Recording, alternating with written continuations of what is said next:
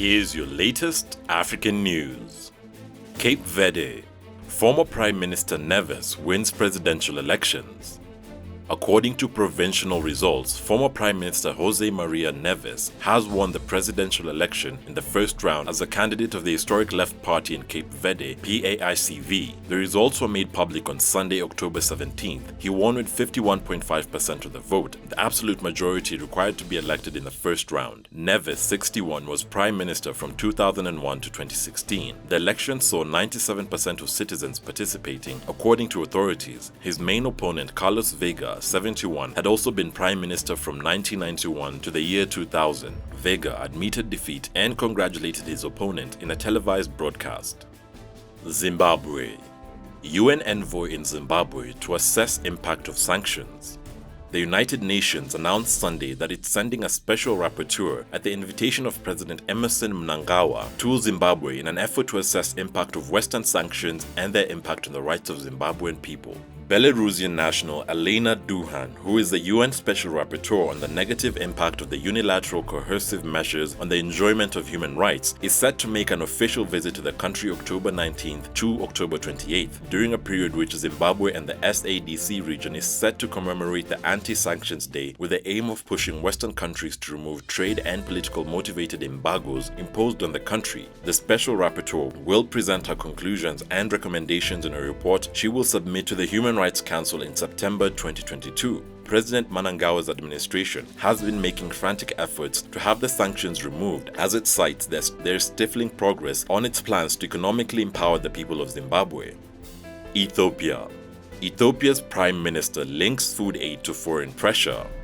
Ethiopia's Prime Minister Abiy Ahmed has linked food aid from abroad with diplomatic pressures on the country. In a statement reported by state-owned Ethiopia Television (ETV), he said Ethiopia needs to stop receiving the assistance to avoid that pressure. The Prime Minister was speaking during a visit to a wheat farm in the Oromia region. Ethiopia, which is among major aid recipient countries, is facing increasing pressure from some Western governments over the conflict in its northern Tigray region. Mali. ECOWAS delegation visits Mali, seeks assurance on elections.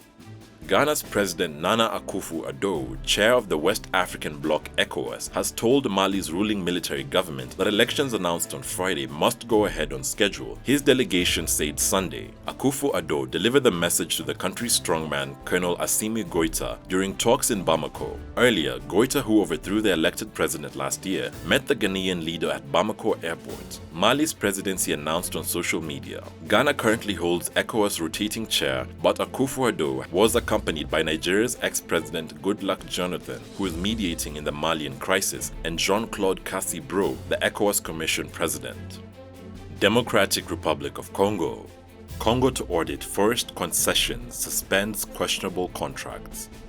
President Felix Tshisekedi has called for an audit of Democratic Republic of Congo's vast forest concessions and the suspension of all questionable contracts until the audit is concluded. Home to 60% of the world's second-largest rainforest, Congo plays a critical role in regulating Earth climates, but conservation groups say corrupt and poor governance makes its rainforest vulnerable to expanding agriculture and illegal logging. Tshisekedi said he wanted to examine the legality of several contracts, including one granted in September 2020 covering about 1.4 million hectares. On September 12th last year, former Environment Minister Claude Nyamugabo awarded 6 concessions to TradeLink SARL, a Congolese company covering a total of 1.38 million hectares. TradeLink's concessions exceed the 500,000 hectares limit per company. Tshisekedi told ministers last week environmental campaigners worried that lifting the moratorium would open up millions of hectares of forest to industrial logging.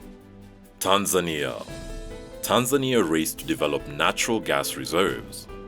Tanzania is accelerating efforts to join the prestigious Liquefied Natural Gas Exporters Club after negotiations with oil companies stalled in 2019. President Samia Suluhu Hassan has restarted them. He wants talks to conclude this year and development to start in 2023. The East African country is eager to unlock as much as $30 billion in foreign investment, but also to escape the energy transition, or the rush to decarbonize that could render its enormous gas reserves useless. Tanzania has an estimated 57 trillion cubic feet of gas reserves, but disagreements with the oil corporations over production sharing disputes have kept them untapped. The lull allowed neighboring Mozambique to press ahead, only for an Islamist insurgents in its northern Cabo Delgado province to force Total and other oil majors to abandon their gas projects.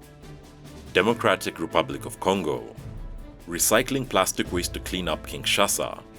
Kinshasa, a megalopolis of at least 12 million people, is known for its heap of rubbish and rivers covered with plastic bottles, with 7,000 tons of water produced daily, including 1,500 tons of plastic. Kinshasa is a major source of pollution for the Great Lakes region. The management of plastic waste by the municipal authorities is almost non-existent, but new initiatives are in line to put this waste to good use as well as clean up the city. The Clean Plast Company is one of them, as it collects, processes and recycles all types of plastic waste in the Democratic Republic of Congo with the aim of cleaning up the city.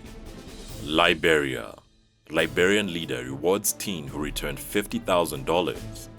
Liberian President George Weah has honored an 18-year-old motorcycle taxi rider who found and returned $50,000 or £36,000 to a businesswoman who had lost the cash in the northeastern Nimba region. President Weah met Emmanuel Tolu at a ceremony in the capital Monrovia on Monday and offered him cash and an educational scholarship. The motorcycle rider has become a national hero in recent days for his actions. He found the money wrapped in a plastic bag and returned it after the owner, Musu Yancy, appealed on public radio for anyone finding the money to return it. Miss Yancy appreciated the young man's honesty with cash and goods valued at $1,500. The president hailed Tolu's exceptional sense of morality and good citizenship as an inspiration for the youth. Thanks for watching. Visit our YouTube channel Tunacheki to watch our daily news reports and our website tunacheki.tv for all the latest news updates. Also, don't forget to catch our new show Startup Africa every Thursday on our channel.